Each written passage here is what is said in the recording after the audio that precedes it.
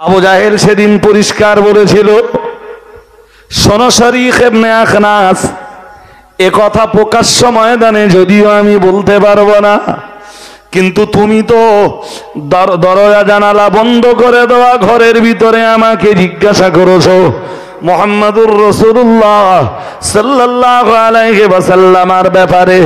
মুহাম্মাদুর রাসূলুল্লাহ সাল্লাল্লাহু আলাইহি ওয়াসাল্লাম সত্যবাদী না মিথ্যাবাদী, এ কথা তুমি আমায় যখন জিজ্ঞাসা করেছো, আজ আমি তোমায় স্পষ্ট করে বলতে বাধ্য হচ্ছি, মুহাম্মাদুর রাসূলুল্লাহ সাল্লাল্লাহু আলাইহি ওয়াসাল্লামের বয়স 40 পেরিয়েছে, আর এই 40 বছরের ভিতরে আমি আবু জাহেলও কখনো মুহাম্মদকে মিথ্যা বলতে দেখিনি। আর একটু মন খুলে বলেন। মেনে নেয়নি, আপন জায়গায় থাক, কিন্তু নবী যে সত্যবাদী এটা তো আবু জাহেল বিশ্বাস করেছে।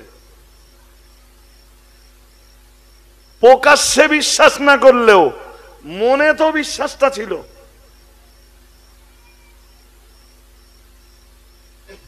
কেন বলেন দিন? নবী রাসূলরা মিথ্যা কথা বললে দুনিয়ার মিথ্যাবাদীরা সেই নবী রাসূলদের পরশ পেলে তারা কখনো সত্যবাদী হওয়ার সুযোগ। আমার কথা বুঝতে কি খুব কষ্ট হয়ে যাচ্ছে না ভাষা কঠিন হয়ে যাচ্ছে? আরে বাবা, নবী রাসূলরা পৃথিবীতে আসবেন, মানুষ নবী রাসূলদের সোহবত পেয়ে তো ভালো হবে না? অন্যভাবে ঘুরিয়ে বলবো, আরে ভাই, আলেমদের সংস্পর্শে, হাফেজদের সংস্পর্শে, ইমামদের সংস্পর্শে যে সাধারণ মানুষ তো ভালো হবে। হ্যাঁ না, কিছু বলে না। আলেম যদি চিটিংবাজ হয়, হাফেজ যদি মিথ্যাবাদী হয়, মৌলবী যদি দুনিয়া লোভী হয়, দুনিয়া লোভী মৌলবীর কাছে কেউ কখনো আখেরাত পাবে? আরে হ্যাঁ না, কিছু বলে না। হাফেজ সাহেবের যদি চরিত্র নষ্ট হয়, তাহলে এই চরিত্র নষ্ট হয়ে যাওয়া হাফেজের কাছে যে ভালো চরিত্র কোনো জনগণ খুঁজে পাবে?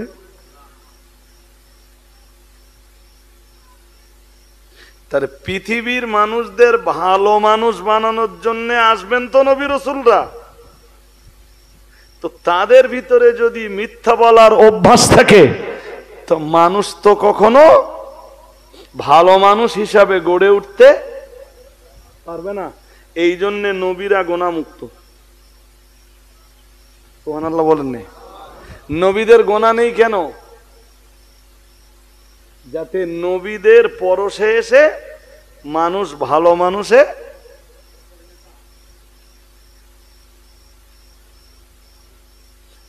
হাম লোক সেই নবীর উম্মত আছি। আমি শুধু না, আমরা সবাই আছি তো। 40 বছরে নবী মিথ্যা কথা বলেননি, 63 বছরেও বলেননি। সুবহানাল্লাহ বাড়ি দিয়ে বলবেন কোনে? কত বছর? নবীর জিন্দেগি 63 বছর তো। আরে বাবা, 40-এ রাসূলের উপরে কোরআন নাযিল হয়েছে, তা 40 পর্যন্ত নবী মিথ্যা কথা বলেননি। মানে 40-এর পরে যখন কোরআন এসে গেছে রাসূলের কাছে, তখন আর নবী মিথ্যা বলে থাকতে পারেন?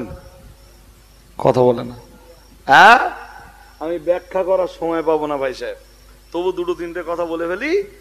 কোরআনের এক আয়াতে আছে, আল্লাহ বলেন, ওমা ইয়ানতিকু আনিল হাওয়া ইন হুয়া ইল্লা ওয়াহয়ুহা। আল্লাহ বলেন, আমার নবী নিজের থেকে কোনো কথা বলে না, আমি যা বলতে বলি আমার নবী শুধু তাই বলে বেড়ায়। আর একটু মন খুলে বলেন। আরে বাবা, আরো বললে, আরো ব্যাখ্যা করলে সময় যাবে, আমি আয়াত ধরে ধরে সব বলতে পারবো, সময় সাপেক্ষ। আল্লাহ পাকের কোরআনের সূরা মায়েদার 67 নম্বর আয়াত যেদিন নাযিল হয়ে গেল, আল্লাহ পাক রব্বুল আলামিন যেই আয়াতে বললেন, ইয়া আইয়ুহার রাসূল বাল্লিগ মা উনজিলা ইলাইকা মির রাব্বিক ওয়া ইল্লাম তাফআল ফামা বাল্লাগতা রিসালাতাহু। আল্লাহ পাক যেই দিন আয়াত নাযিল করে দিয়ে নবীরে ডাক দিয়ে বললেন, হে আমার নবী, আমি আল্লাহ পাক আপনাকে হুকুম দিচ্ছি, বাল্লিগ, আপনি তাবলীগ করুন। নবী যেন বললেন, আল্লাহ কি দিয়ে আমি তাবলীগ করব? আল্লাহ পাক রব্বুল আলামিন বললেন, মা উনজিলা ইলাইকা মির রাব্বিক, তাবলীগ আপনি ওইটা দিয়ে করুন যেটা আপনার রবের পক্ষ থেকে আপনার উপরে নাযিল হয়েছে। সুবহানাল্লাহ। এর মানে আপনি কোরআন দিয়ে তাবলীগ করুন, কোরআন দিয়ে আপনি ধর্ম প্রচার করুন। আরো মন লাগাতে হবে, মন না লাগালে বুঝবেন না। এরপরে আল্লাহ বললেন, ওয়াইল্লাম তাফাল, যদি আপনি তা না করেন, অর্থাৎ আমার দিকে ভাই সাহেব, আমার দিকে, বাইরে এক চিলটা মন দিতে মানা করেছিলাম আমি শুরুতে। বাইরে যাই আওয়াজ হোক, আপনাদের মন, দেহ যেমন এখানে আছে, মন এখানে থাকবে, তবে আমার কথা বুঝবেন। ওই আয়াতের প্রথম হুকুম, আপনি তাবলীগ করুন। নবী বললেন, কি দিয়ে করব আল্লাহ? আল্লাহ বললেন, যা আমি নাযিল করেছি আপনার কাছে ওইটা দিয়ে আপনি ধর্ম প্রচার করুন। তাবলীগের মানে ধর্ম প্রচার, তাবলীগের মানে ধর্ম প্রচার। কি দিয়ে ধর্ম প্রচার? সবাই বলুন। হ্যাঁ, যা আল্লাহ নাযিল করেছেন ওইটা দিয়ে ধর্ম প্রচার। পরে আল্লাহ বললেন, ওই আয়াতের পরের অংশে বললেন, ওয়াইল্লাম তাফাল, আর তা যদি আপনি না করেন, ফামা বাল্লাগতা রিসালাতাহু, তাহলে আমি যে আপনাকে রসুল বানালাম, আমি যে আপনাকে নবী বানালাম, এইটাই প্রমাণ হবে যে আপনি নবুয়াত আর রিসালাতের দায়িত্ব ঠিকঠাক পালন করেননি। ঠিক এই আয়াতের ব্যাখ্যায় আম্মা জান আয়েশা সিদ্দিকা রাদিয়াল্লাহু তাআলা আনহা স্পষ্ট করে বলেছেন যে রসুলের কাছে আল্লাহ যা নাযিল করেছেন, রসুলুল্লাহ হুবহু তা মানুষের কাছে পৌঁছে দিয়েছেন। তার চাইতে কমও করেননি, তার চাইতে বেশিও করেননি।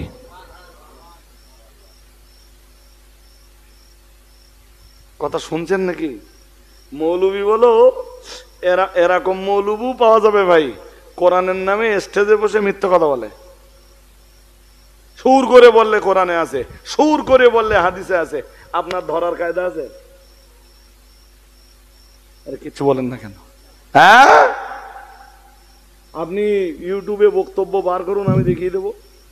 এবেল শত শত না, হাজার হাজার জায়গা রয়েছে যে জায়গাগুলো সুদ দিয়ে বলছে, মানুষের কাছে মিষ্টি লাগছে, বলবার সময় বলছে কোরআনে আছে, বলবার সময় বলছে হাদিসে আছে, অথচ তা কোরআনও নয়, হাদিসও নয়।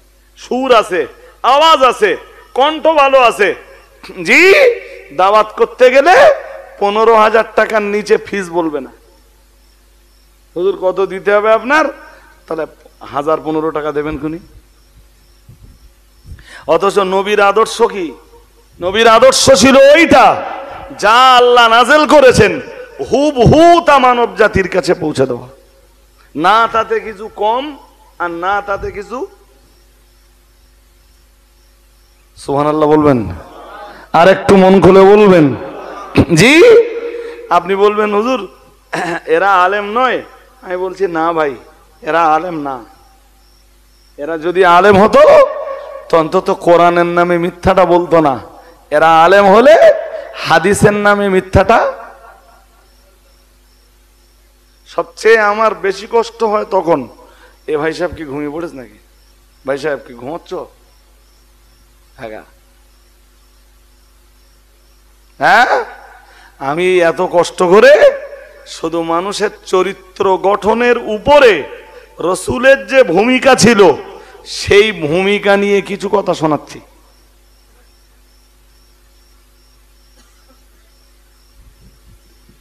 একটা কথাকে যদি হাদিস বলে প্রচার করা হয়, কিছু হাদিস আছে সহিহ, কিছু হাদিস আছে জয়ীফ, কিছু হাদিস আছে মাতরুক, কিছু হাদিস আছে মুনকার, কিছু হাদিস আছে সাজ, কিছু হাদিস আছে তাবে, কিছু হাদিস আছে শাহেদ, কিছু কিছু হাদিস আছে মোতাবাতির, কিছু হাদিস আছে খবরে ওয়াহেদ, কিছু হাদিস আছে খবরে মাসুর, কিছু হাদিস আছে আজিজ, কিছু হাদিস আছে গরিব, কিছু হাদিস আছে জয়ীফ, আবার কিছু আছে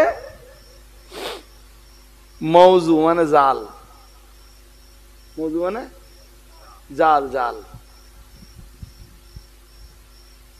জয়ীফ আর জাল এক না বলো? জয়ীফ মানে একটু দুর্বল। জয়ীফ মানে কিরকম দুর্বল? ওটা বলো হতে পারে দুর্বল না, আমি হয়তো বোঝাতে পারবো না। আরে বাবা, মুহাদ্দিসরা যে হাদিসটাকে জয়ীফ বলছেন এটাও হতে পারে আদৌ ওই হাদিস দুর্বল নয়। মুহাদ্দিসরা তো হাদিসকে জয়ীফ বলেছেন বর্ণনাকারীদের চারিত্রিক গুণাগুণের ভিত্তিতে।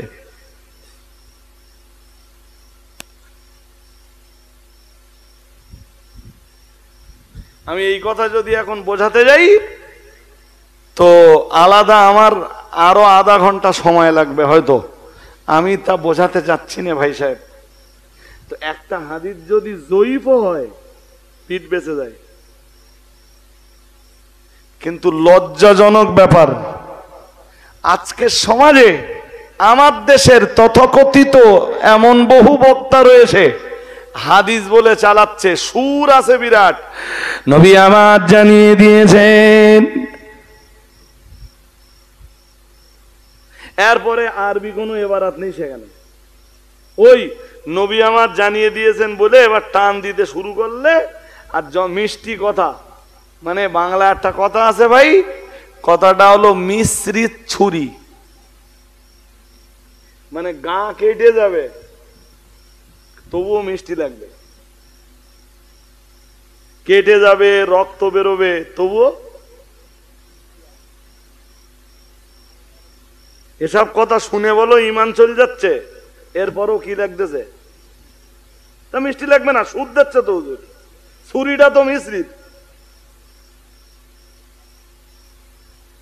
আমি কেন বলছি বলেন দিন, শুধু ওইটুকু কথার ভিত্তিতে আম্মা আয়েশা বলেছেন যে রসুলকে আল্লাহ যে দায়িত্ব দিয়েছেন রসুলুল্লাহ হুবহু মানুষের কাছে তা পৌঁছে দিয়েছেন, বেশিও করেননি। সুবহানাল্লাহ বলেন আর একটু। কেন করেননি? কম কেন করেননি? কম এজন্য করেননি, কম করলে ওরে আরবিতে বলা হবে কিতমান। কিতমানের বাংলা মানে গোপন করা। আল্লাহ যা দিয়েছেন তার কিছু অংশ গোপন করেছেন, এটা প্রমাণ হবে। আর বেশি যদি করেন,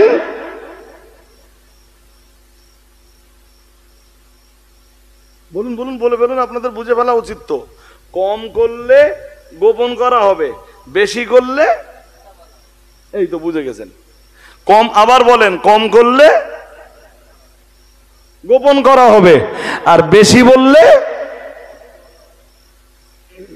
তাই রসুলুল্লাহ আম্মা আয়েশা বলেছেন আল্লাহ রসুলকে যা দায়িত্ব দিয়েছেন নবী সেখানে কমও করেননি। সুবহানাল্লাহ কি বাড়ি গিয়ে বলবেন আর একটু? এবার বলেন আমরা যদি কম বেশ করি কি হবে? কম করলে গোপন করা, বেশি করলে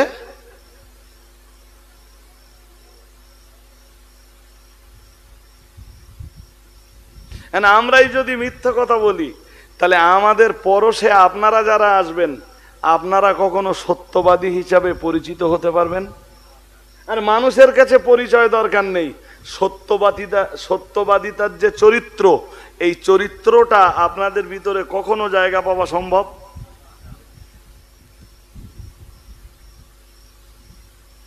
মানুষ তো এটা কখনো ভাবে না ভাই। জি, আমি বহু মজলিসে বলেছি, আজও বলছি, এসব দেখে বাংলা জুড়ে এসব জিনিস দেখে দেখে আমার মাঝে মাঝে মনে হয় আপনি হয়তো বলতে পারবেন, কি মনে হয় ওটা পরে বলছি, হয়তো বলতে পারেন হুজুর এই আলেমরা এইভাবে এইভাবে দিনকে বিক্রি করছে পয়সার বিনিময়ে। আমি বলছি ইয়েস।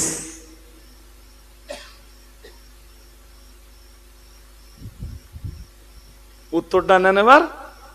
মনে পড়ে আপনাদের ইউসুফ আলাইহিস সালামকে একদল কাফেলা যখন কুয়ার ভিতর থেকে বার করলো, ইউসুফ নবী কুয়ায় পড়ে, সাহায্য শুধু কার? সবাই বলুন আল্লাহর।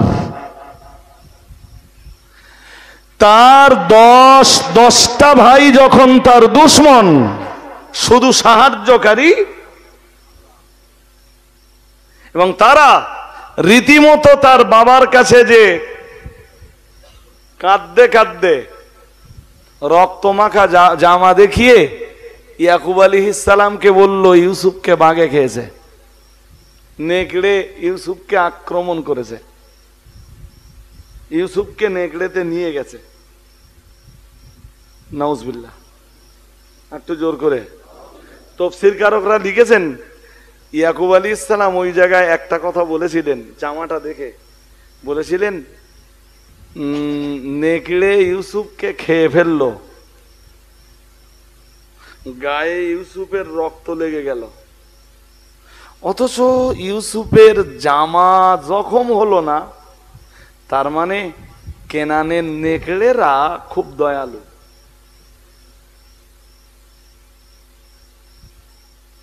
কেনানের নেকড়েরা খুব, হ্যাঁ, ইউসুফকে খেয়ে ফেললো অথচ ইউসুফের জামার কিছু হলো না। তাহলে কেনানের নেকড়েরা খুব, এটা ইয়াকুব আলাইহিস সালামের কথা ছিল। আমি বহু তাফসীরে এই কথা পড়েছি। মজার ব্যাপার ভাই, জি ইউসুফ আলাইহিস সালাম কুয়ার ভিতরে থাকলেন, জামা খুলে নেছে তো? হ্যাঁ না কিছু বলে না, খালি গানা, গায়ে কিছু আছে, নিচের দিকে কিছু থাকতে পারে, তো উপরেরটা তো খুলে নেছে, ওইটাই তো রক্ত মাখিয়ে ইয়াকুব আলাইহিস সালামের সামনে ধরে কাঁদবে আর বলবে ইউসুফকে নেকড়েতে খেয়েছে। আল্লাহ জিবরিলকে বললেন, জিবরিল দেরি করো না, আমার ইউসুফের গায়ে একটা জামা পরিয়ে দাও। জিবরিল বললেন আল্লাহ জামা?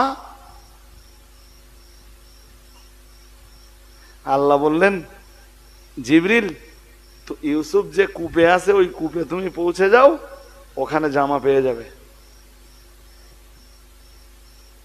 কোন জামা? কই?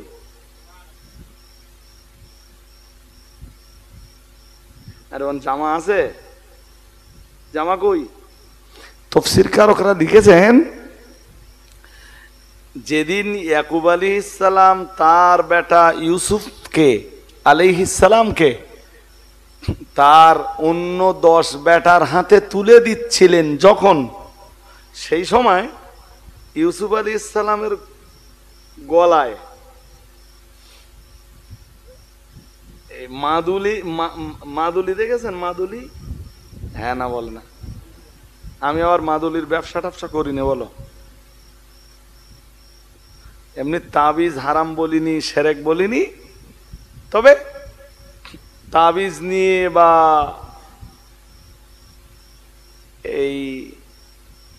এই জাতীয় জিনিসগুলো নিয়ে না কিছু মানুষ ব্যবসা জুড়েছে, এতে সন্দেহ নেই। তার বাড়িতে কিচ্ছু না, অথচ বললে যে প্রেতাত্মার কুনজর আছে, ভালো মানুষ বলো কিচ্ছু না, বাড়ি যেয়ে বললে ভয়াবহ জেনের জাদু আছে। তা কি করতে হবে ভাই সাহেব আমার? তাহলে তোমার 1010 টাকা খরচ আছে। আর ভাই বলবে তো একদম চোখ মুখ কিচ্ছু কসলা কসলি করবে না, তো ফাইন করে বলে ফেলবে, 1010 মতো খরচ হবে। পারবা? এই জাদু পুরো কাটিয়ে দেবো। আল্লাহ এদেরকে হেদায়েত দান করুন, বলুন আমিন, বলুন আমিন। নইলে বসিরহাট পীর সাহেব কেবলাও তো তাবিজাতের কেতাব লিখেছেন। তার মানে তাবিজের অস্তিত্ব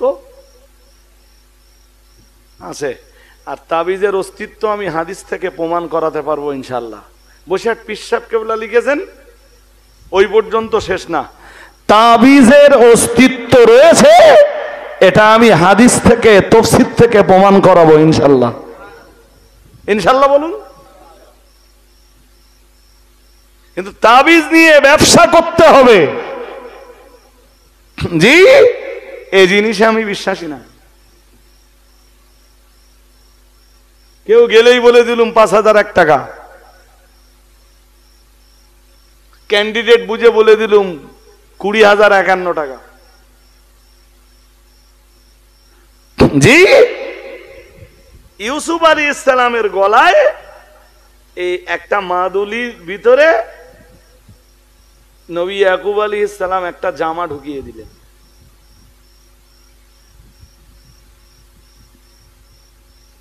এখন আপনাদের প্রশ্ন হতে পারে, হুজুর এ কি গাঁজাখুরি গল্প? একটা জামা কখনো একটা মাদুলির ভিতরে ঢোকে? হ্যাঁ না কিছু বলবেন তো? ঢোকে?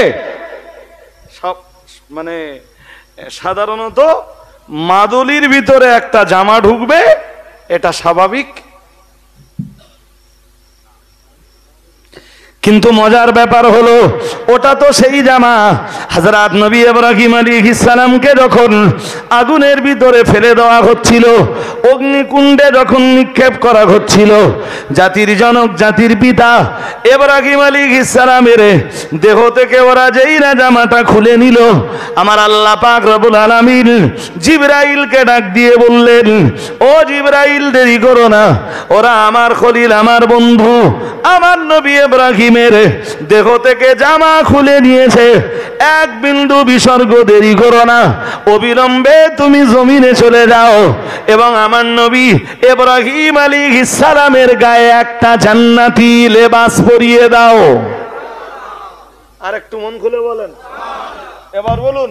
ওরা জামা খুলে নিয়েছে, আর ইব্রাহিম নবী যে জামা নিয়ে অগ্নিকুণ্ডে নিক্ষিপ্ত হতে যাচ্ছেন, সে জামাটা দুনিয়ার জামা না বেহেশতি জামা? জিবরাইল আলাইহিস সালাম এসে জামাটা পরিয়ে দিলেন। ওরা ইব্রাহিম আলাইহিস সালামকে আগুনে ফেললো। আচ্ছা, ইব্রাহিম নবীর গায়ে যদি জান্নাতের জামা থাকে, আগুন ইব্রাহিম নবীকে জ্বালাতে পারবে? জ্বললও না। কোরআন তার সাক্ষী, বাকিটা ইতিহাস।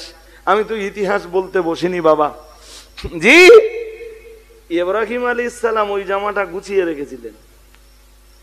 ইন্তেকালের আগে ইব্রাহিম আলাইহিস সালামের 2 বেটা, কয় বেটা?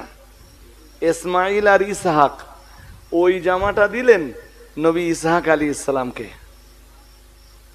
কাকে দিলেন?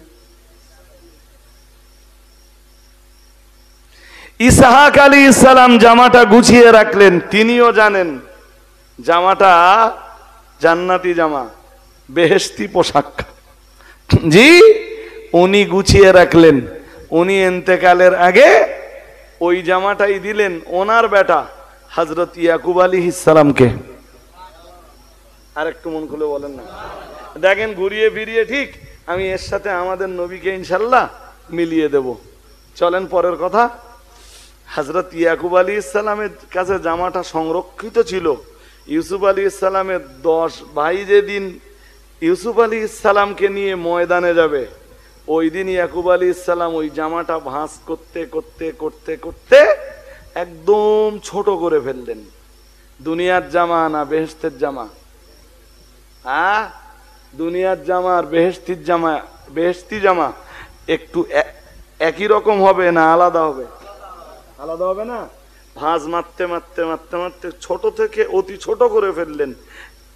জি, ফেলে ওইটাকেই ইয়াকুব আলাইহিস সালাম মাদুলির ভিতরে ঢুকিয়ে দিয়ে মাদুলির মুখটা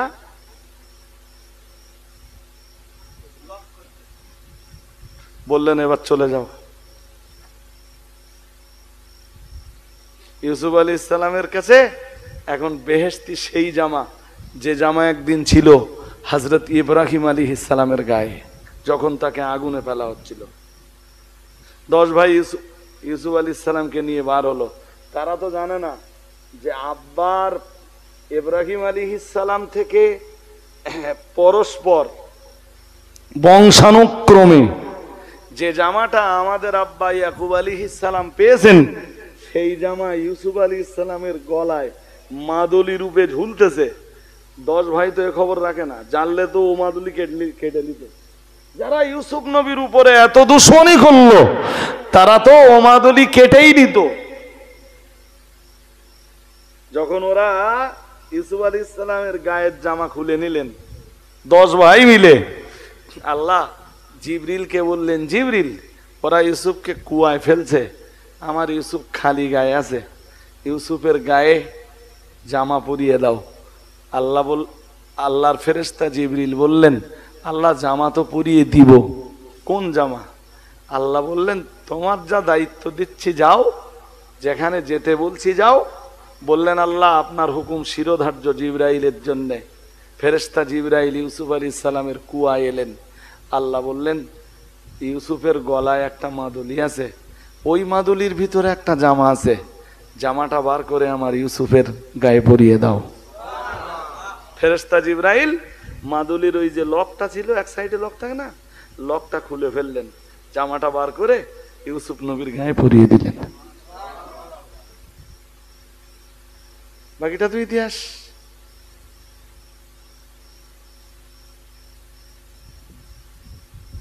বছরের পর বছর প্রতীক্ষার পরে এরপরে ইউসুফ আলাইহিস সালামের জীবনে তো বহু কষ্টের দিন অতিবাহিত হলো। জেলখানায়ও বছরের পর বছর কেটে গেল। ইউসুফ আলাইহিস সালাম যখন মিশরের এক মহান দায়িত্ব পেলেন,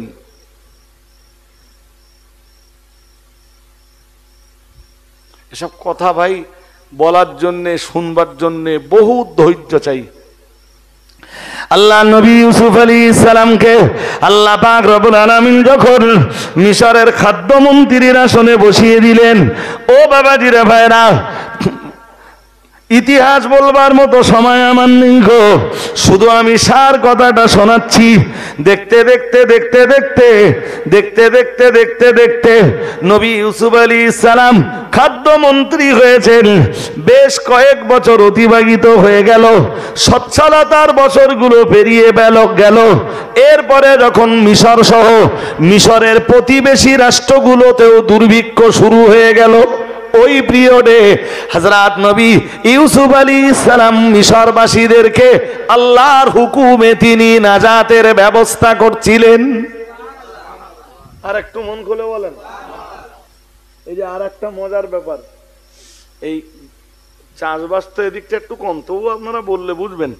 ওই যে গম চাষ হয়, তো গম চাষের পরে ওই গম ধরুন গাছ থেকে ঝেড়ে নেওয়া হলো, তো ওই ঝেড়ে নেওয়া গম একটা বস্তায় ভরে রেখে দেবেন, 1 বছর 1.5 বছর 2 বছর থাকবে। তারপর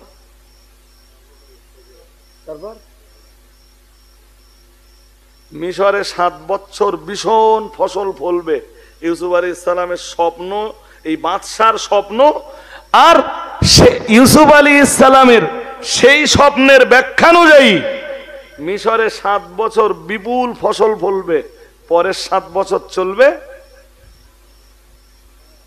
দুর্ভিক্ষ।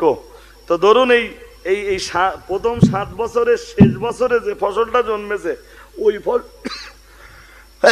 ওই ফসলটাই যদি সঞ্চয় করে রেখে দেওয়া হয়, জমা করে রেখে দেওয়া হয়, তো 1 বছর যাবে, 2 বছর যাবে, 7 বছর তো যাবে না। আল্লাহ ইউসুফ আলাইহিস সালামকে এক হেকমত দিলেন, সে হেকমতের নাম, আল্লাহ হেকমত দিলেন, গমের শীষ গম গাছেই থাকবে, ছাড়ালে হবে না, ওই অবস্থায় মজুদ করতে হবে। তবে ওই গম 7 বছরেরও বেশি দিন থেকে যাবে। এই হিকমত শুধু আল্লাহ কাকে দিলেন? আর কারণ না। ব্যাস, ইউসুফ নবী আধিপত্য বিস্তার করলেন, বাট আধিপত্য বিস্তার করার আগে তাকে জেল খাটতে হয়েছে।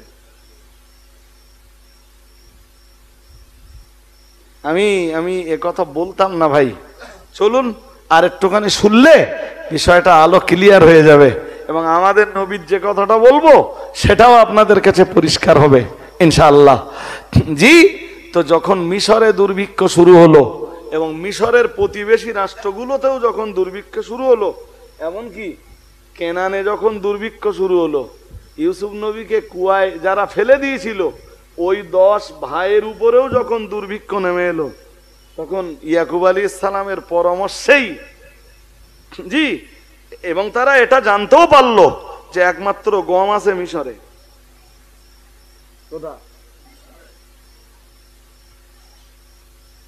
মিশরে গম আনতে এলো, শেষমেশ একবার, দুবার, তিনবারের মাথায়, কয়বারের মাথায়?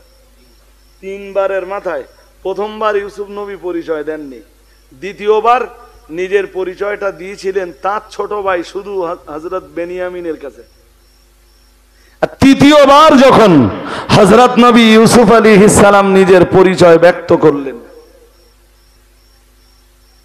ওরাও যখন বুঝলো যে আমাদের সেই কুয়ায় ফেলে দেওয়া ভাই ইউসুফ আজ মিশরের খাদ্যমন্ত্রী। আর একটু মন খুলে বলুন। যখন ভাইদের সাথে পরিচয় হলো, ইউসুফ নবী বললেন তোমাদের আব্বার কন্ডিশন?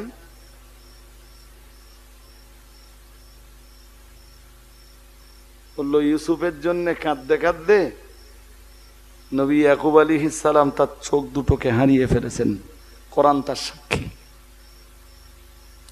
আল্লাহ পাকের নবী ইউসুফ আলাইহিস সালাম এক বিন্দু বিসর্গ দেরি করলেন না।